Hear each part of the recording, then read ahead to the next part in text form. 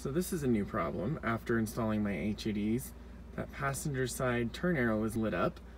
When I now engage the turn signal, it clicks and then goes dead.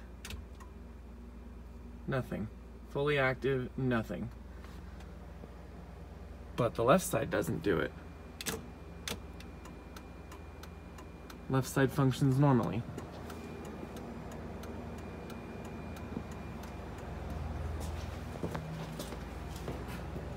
Turn signal function normally back here.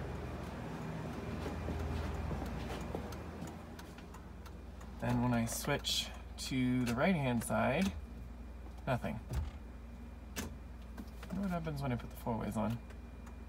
Oh, it works normally with 4-ways.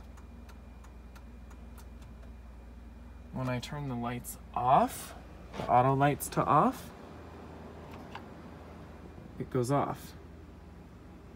But when the auto lights re-engage, it comes back on.